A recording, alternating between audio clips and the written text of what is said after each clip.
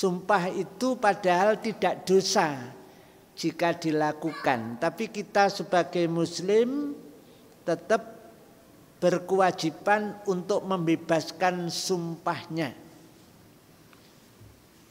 Fayaf'alu ma khalafalahu min ajlihi hatta yakhnata fi yaminihi. Sehingga saudara muslim kita tidak terbebani dengan sumpahnya. Berjanji akan silaturahim ke rumah kita, kemudian sampai dia itu bersumpah. Sehabis itu dia ngasih kabar kalau ada masalah padahal dia sumpah harus datang.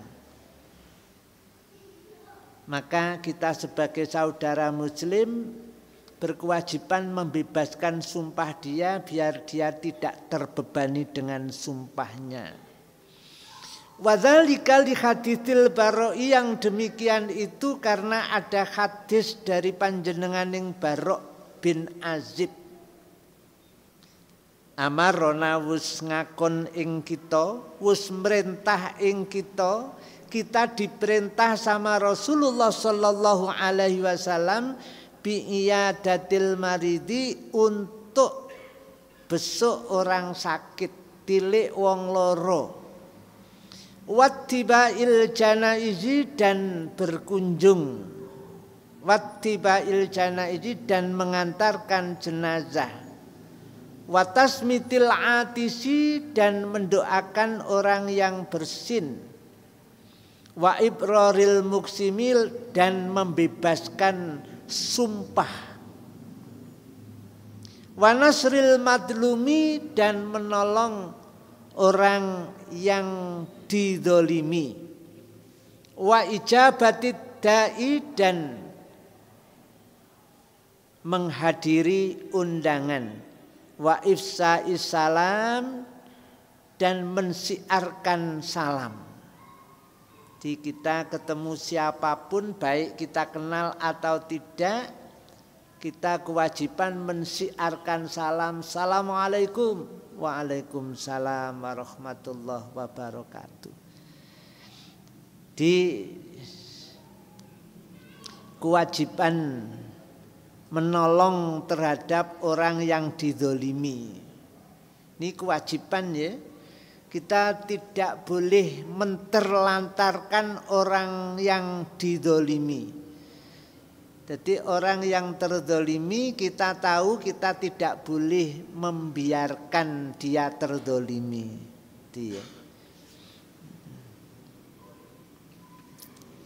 Yang keenam, ayyan sohalahu idastan sohahu.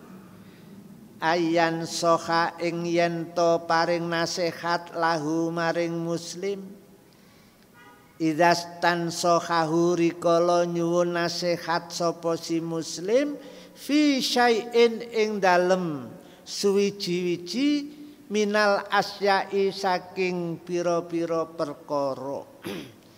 Jadi kita berkewajiban memberi nasihat terhadap siapapun orang yang meminta nasihat kepada kita tentang sesuatu. Au amrin minal umur, atau minta nasihat dari sesuatu perkara dari sekian banyak masalah. Bimaknahu annahu ayyubayyina lahu.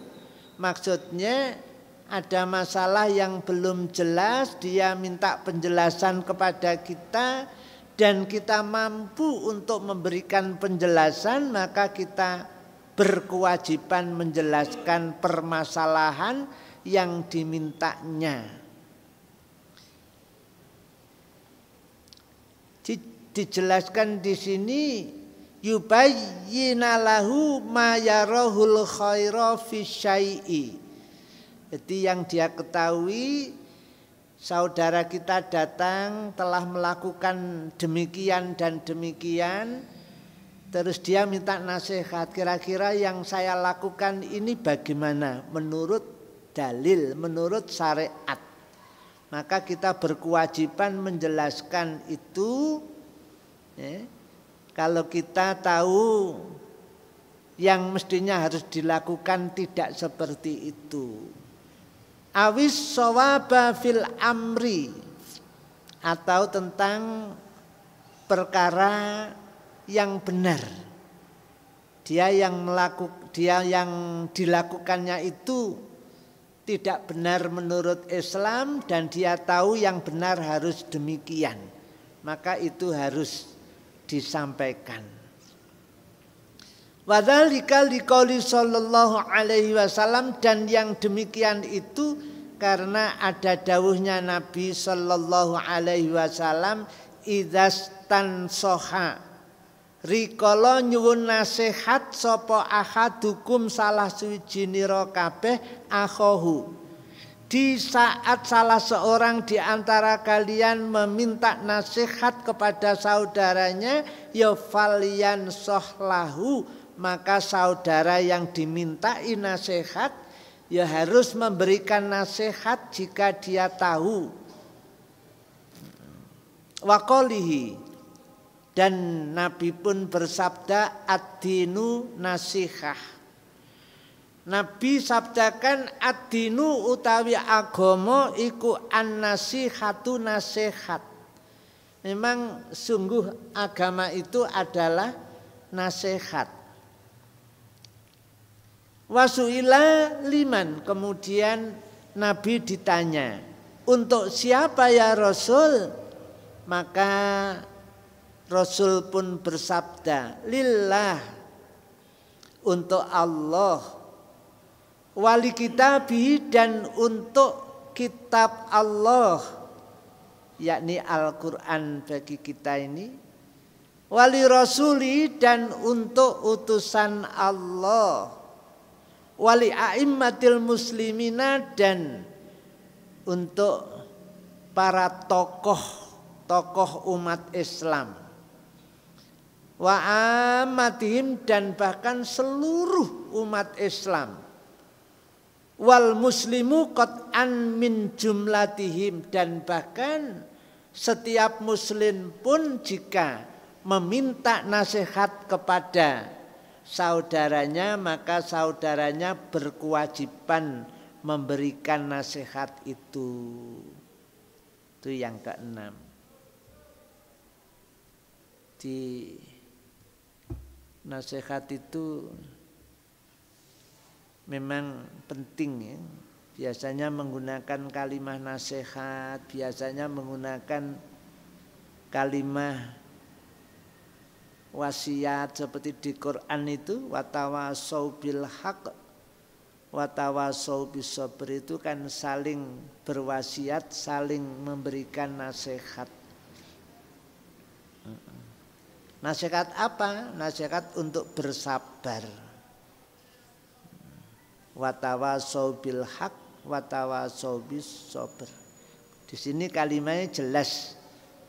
Rasul sabdakan, idzastansoha ahadukum akhahu, jika salah seorang di antara kalian minta nasihat kepada saudaranya, falyansohlahu, maka saudara yang dimintai nasihat berkewajiban memberikan nasihat.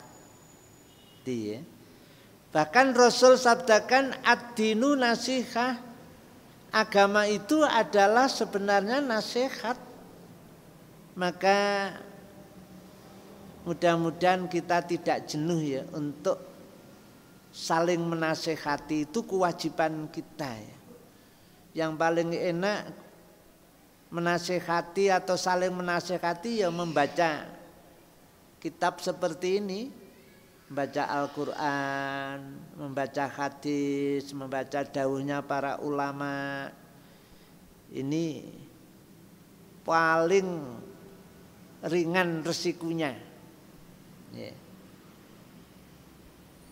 Salahnya apa? Kita hanya baca sehingga kita tidak punya peluang untuk disalahkan karena kita hanya baca.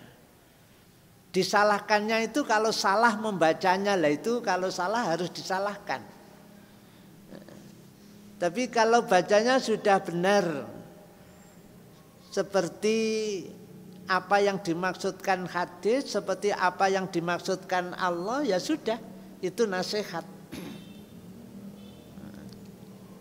Itu yang keenam. Yang ketujuh, ayyuhibba lahu ma yuhibbu li nafsih. Ini yang ketujuh, kita mencintai sesuatu. Kalau sesuatu itu ada pada saudara kita.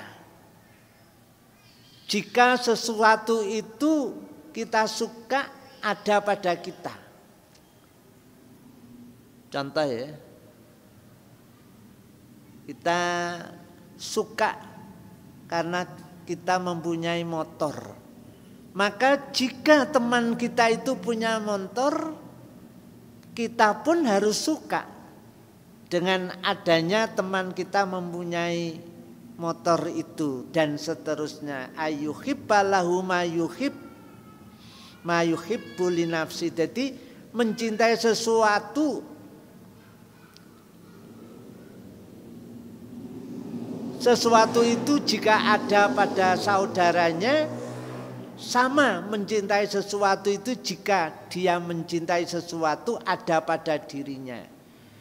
Dan sebaliknya, wa yakrahu lahu ma yakrahu li nafsi. Membenci sesuatu kalau itu ada pada saudaranya, sama dengan dia benci sesuatu itu jika ada pada dirinya. Temennya kecelakaan, benci dengan kecelakaan itu jika sampai menimpa saudaranya, sama dengan kebenciannya jika kecelakaan itu menimpa pada dirinya.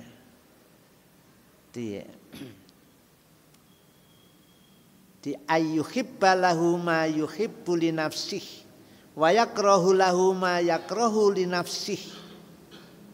Mengapa demikian? Karena Rasul sallallahu alaihi wasallam telah bersabda, la yu'minu ahadukum hatta yuhibba li akhihi ma yuhibbu li nafsih.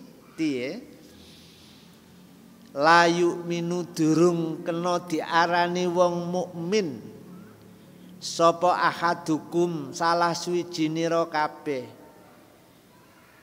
Salah seorang di antara kalian belum bisa dikatakan seorang mukmin hatta yuhibba li akhih ma yuhibbu li nafsih, sehingga mampu mencintai sesuatu itu kalau ada pada saudaranya persis dia mencintai sesuatu itu kalau ada pada dirinya. Senang saudara-saudaranya bisa berangkat haji, karena diri kita pun juga senang jika bisa melaksanakan rukun Islam yang namanya haji dan seterusnya. Jadi kita belum bisa disebut atau dikatakan orang mukmin kalau belum bisa mencintai sesuatu itu ada pada saudaranya, sama cara mencintainya sesuatu itu jika ada pada dirinya.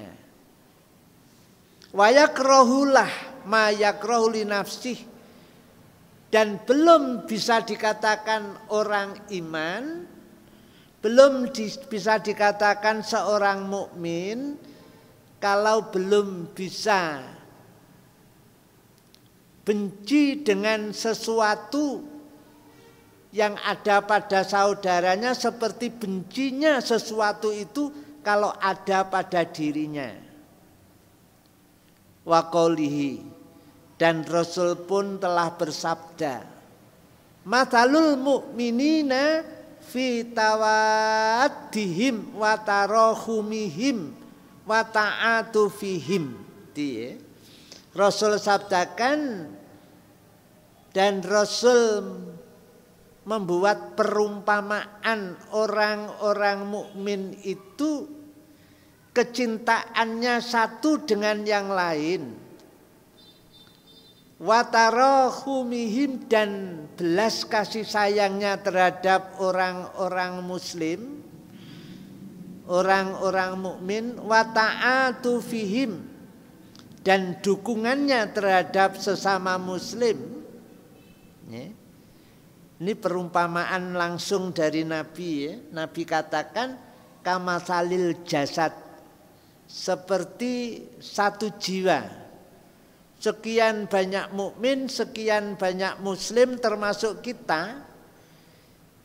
Ini belum bisa dikatakan mukmin kalau belum bisa saling mencintai, saling menyayangi, saling membantu, saling mendukung. Di sini diumpamakan seperti satu jasad.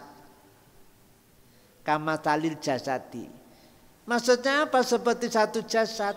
Idastaka minhu, di saat salah satu anggota, idastaka minhu udwun, salah satu anggota badan kita, salah satu organ kita itu sakit, maka sakitlah sairu jasadi, seluruh jasad kita ini sama merasakan sakit. Itu perumpamaan dari Rasul. Di mukmin seluruh dunia ini, muslim seluruh dunia ini, Rasul gambarkan seperti satu jasad. Maka salah satu organ tubuhnya jika sakit, maka seluruh badan ini juga merasakan sakit. Sehingga karena seluruh badan kita merasakan sakit bisyahari, sehingga tidak bisa tidur. Karena seluruh badan ikut merasakan sakit. Wal khuma, dan bahkan merasa demam. Padahal awake panas, badannya seluruh badan ini kalau disentuh panas, tapi dia itu merasakan sakit.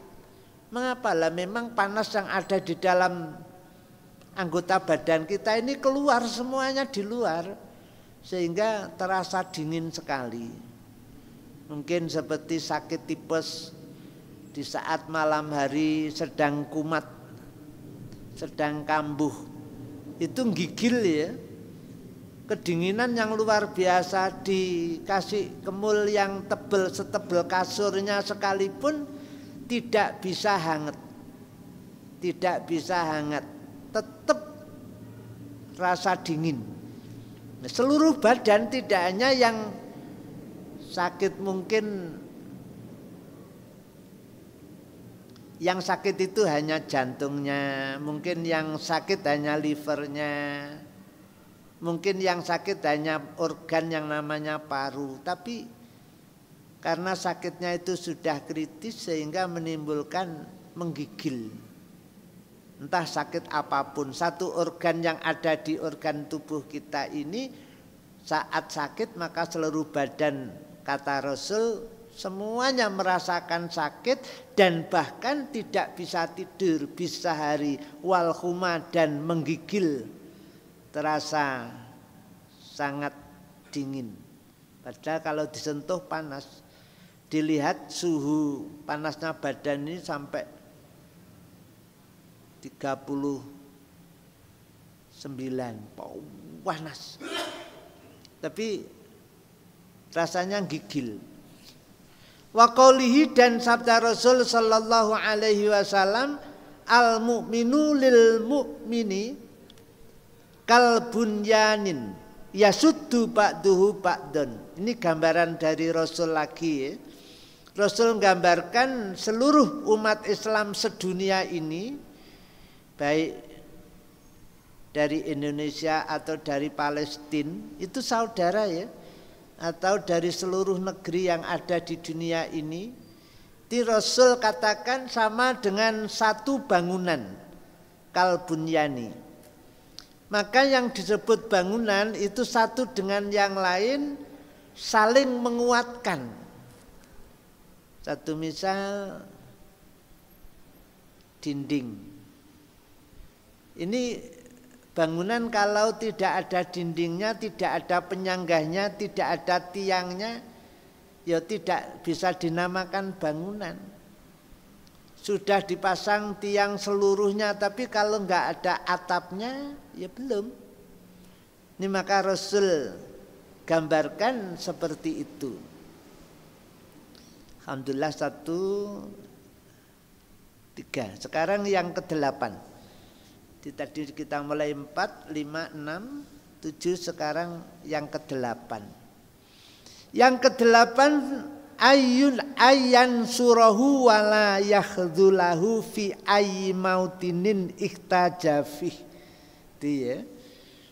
Jadi kewajiban kita sebagai muslim, sebagai mukmin terhadap muslim yang lain, terhadap mukmin yang lain untuk memberikan pertolongan dan tidak boleh menterlantarkan fi ayyi mautinin, kapan saja dan di mana saja, ikhtajafi, di saat dia membutuhkan pertolongan, maka kita berkewajiban memberikan pertolongan ila nasrihi wa ta'yidihi liqaulihi, karena Rasul telah bersabda unsur akhaka zaliman au madluman.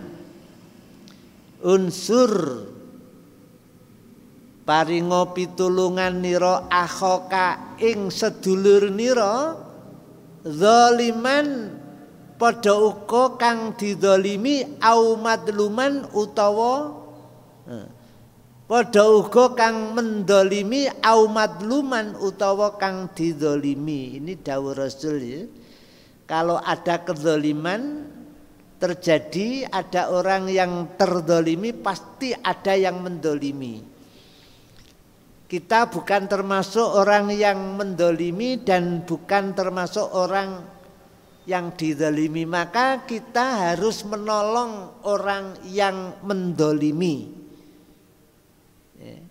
dan juga menolong orang yang didolimi.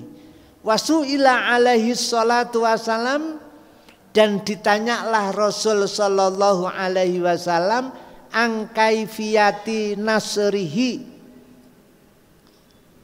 Rasul ditanya tentang cara menolong orang yang mendolimi, wahwa dolimun. Jadi Rasul sabdakan tolonglah orang yang dolim dan orang yang didolimi. Kemudian Rasul ditanya, bagaimana ya Rasul cara menolong orang dolim itu? Faqala, maka Rasul sallallahu alaihi wasallam ta'khudhu fauqa yadaihi, kamu harus menghentikan kezaliman itu. Jadi saat ditanya carane nolong orang yang zalim, harus menghentikan terhadap kezalimannya itu. Bimakna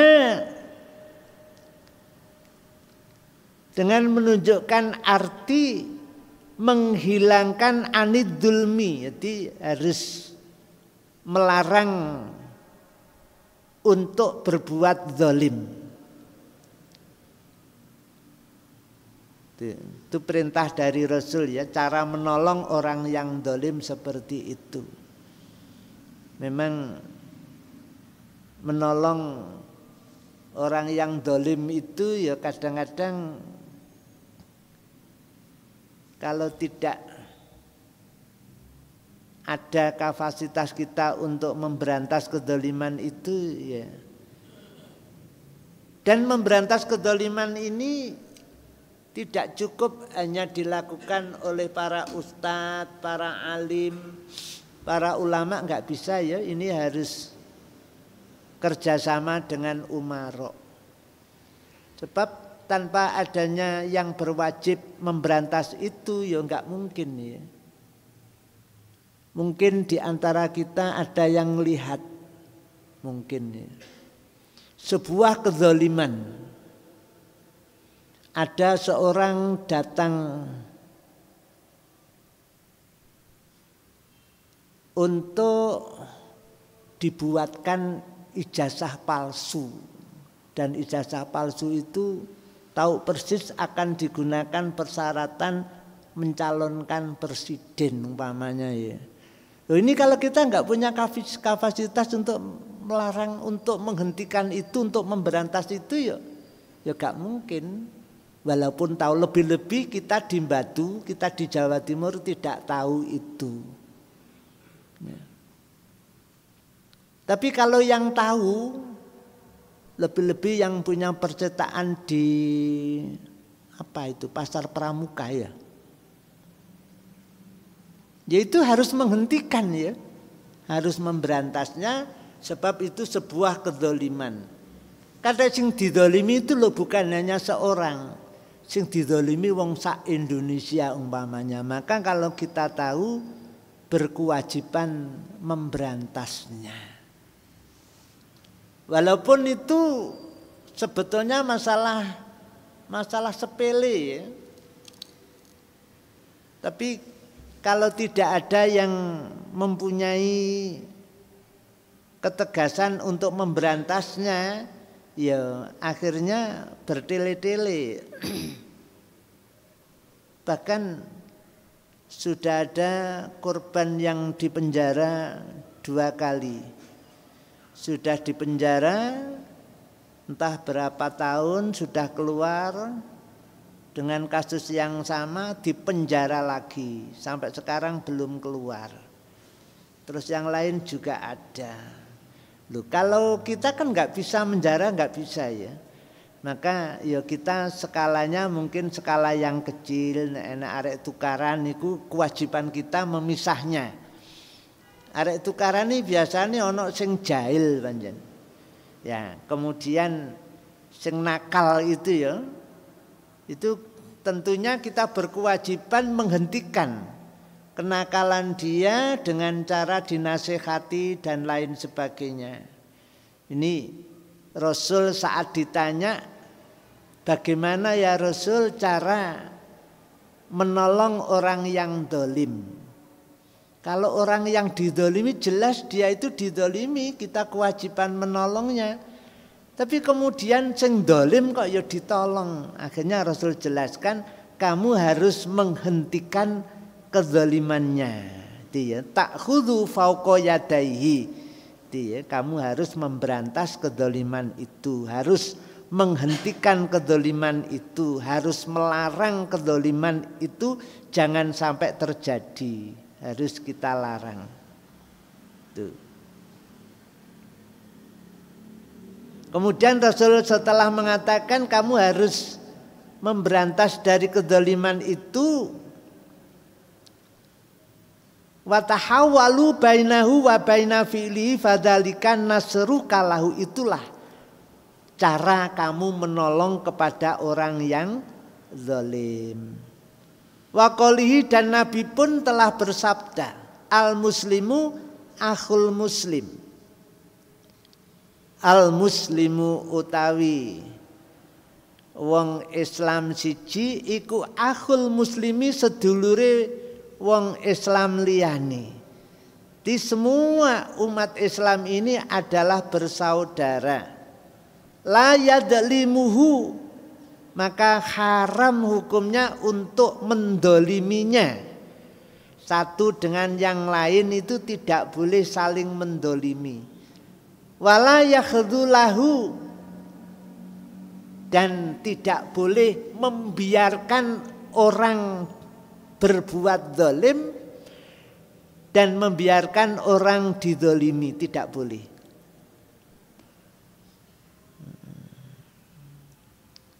Di muslim satu dengan yang lain tidak boleh saling mendolimi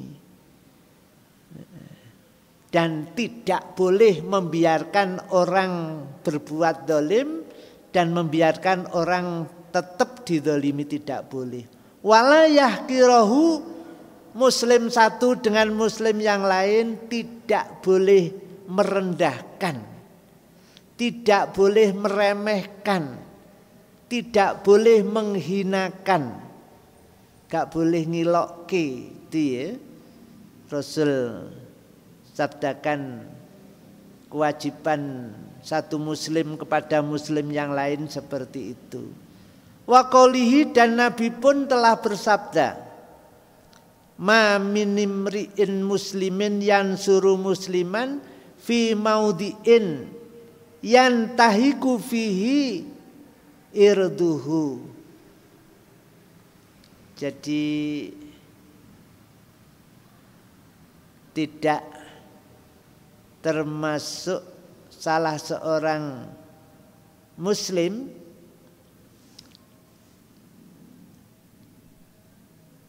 kalau belum mau menolong sesama muslim.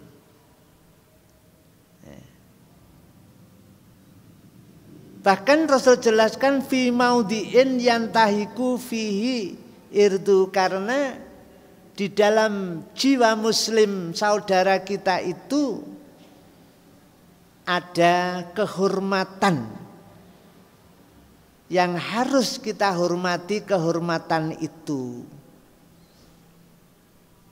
Watas tahilu fihi hurmatuhu, dan kita pun tidak boleh menghalalkan yang haram pada dirinya.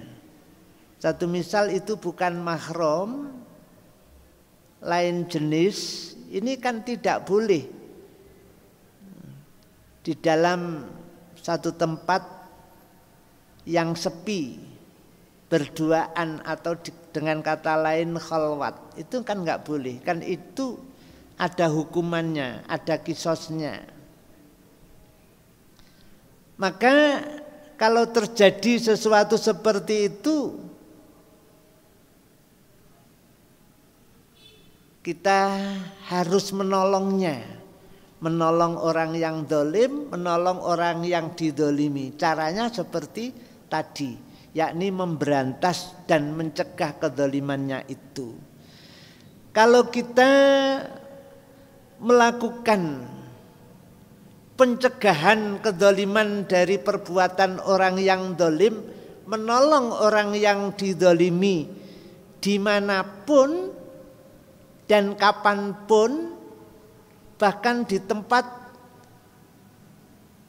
yang kita harus menolongnya itu dalam keadaan sulit ya, maka kita pun dalam keadaan yang sulit dan didolimi, illa nasarahullahu fi mautinin yuhibbu fihi nasruhu. Jadi kalau kita sudah menolong terhadap zalim ataupun madlum dalam sesuatu, dalam keadaan yang sulit, maka kita pun dalam keadaan yang sesulit apapun, maka kita pun akan diberi pertolongan sama Allah. Ya kapanpun, dimanapun, saat kita ada kesulitan, maka pertolongan Allah pasti datang. Kalau kita sudah pernah memberikan pertolongan kepada zalim ataupun madlum. Wa qoulihi man radda an irdi akhihi raddallahu an wajhin nar yaumal kiamati. Dia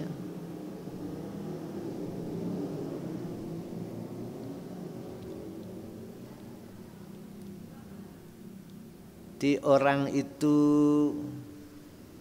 kalau mau melakukan radda an irdi akhihi, maka besok di akhirat raddallahu an wajihin naro yaumal kiamati, besok di hari kiamat maka kita pun akan diselamatkan ya, diselamatkan dari ancaman api neraka itu ya. Jadi jaminan dari Allah Kalau kita mau menolong saudara kita, maka besok di akhirat mestinya kita masuk neraka, kita akan diselamatkan sama Allah dari ancaman api neraka. Ya, ini kayaknya gampang untuk dibaca ya, bahkan untuk difahami. Tapi kadang-kadang nolong itu juga butuh ilmu ya. Satu misal ada kecelakaan di jalan, kemudian keadaannya entah pingsan, entah mati, nggak sadarkan diri. Terus kita itu maunya itu menolong, terus mengantarkan dia ke rumah sakit. Itu kalau nggak ada ilmunya, biasanya mengangkat orang yang sedang keadaan seperti itu juga salah menurut medis kalau nggak punya ilmunya. Itu ya. Jadi mungkin kalau hanya ikut membantu karena belum tahu ilmunya, maka menolong pun itu harus ada ilmu ya. Kalau tanpa adanya ilmu ya sama. Orang datang minta nasihat, kita ya enggak sembarangan nasihati ya, enggak boleh awur-awuran, enggak boleh asal-asalan. Kita pun harus tahu ilmunya. Oh, maunya orang ini adalah minta kepahaman dalam masalah ini dari sisi ini. Jadi setelah jelas permasalahannya, baru kita ngomong berdasarkan syariat yang Allah syariatkan, sesuai dengan contoh yang Rasul contohkan. Jadi tetap semuanya itu butuh ilmu, lebih-lebih ya. Ulama-ulama itu menjelaskan dengan penjelasan al ilmu qoblal qauli.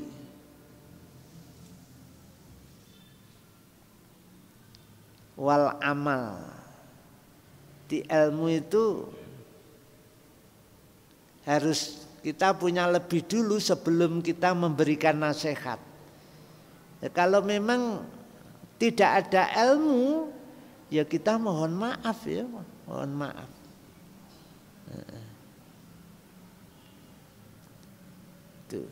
Itu tadi termasuk ini. Masih ada berapa menit ya? 3. Itu ya, alhamdulillah kita menjumpai apa yang Rasul sabdakan. Di antaranya adalah perintah Rasul kepada kita untuk menolong orang yang dolim dan orang yang didolimi. Ternyata saat Rasul ditanya bagaimana cara menolong orang yang zalim, ternyata harus memberantas atau menghentikan kezalimannya itu. Ya, kalau saya pribadi nek arek cilik tukaran jek iso misah. Tapi nek sing wis tukaran niku mantan presiden yo gak iso ya.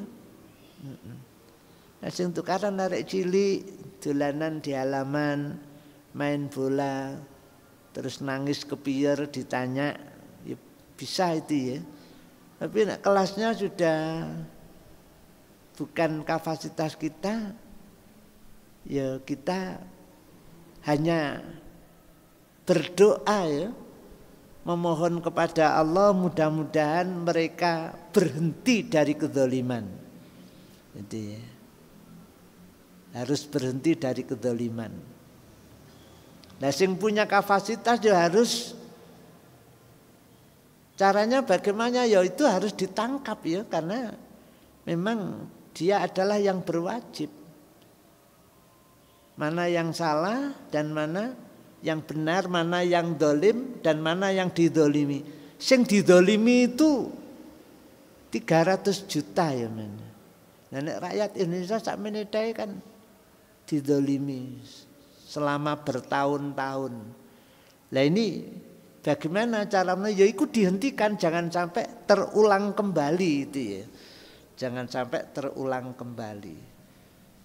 Itu Rasul perintahkan kepada kita semuanya agar kita semuanya ini menolong orang yang dolim dan menolong orang yang didolimi.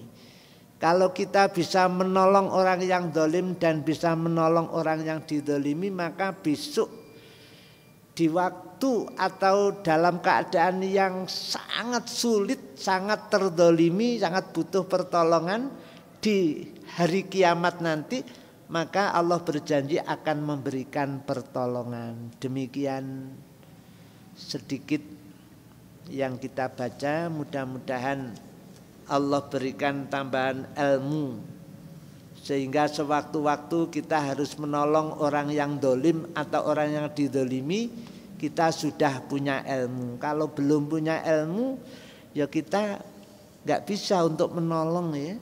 Demikian, mohon maaf. Subhanakallahumma bihamdika asyhadu alla ilaha illa anta astaghfiruka wa atubu ilaik. Assalamualaikum warahmatullahi wabarakatuh.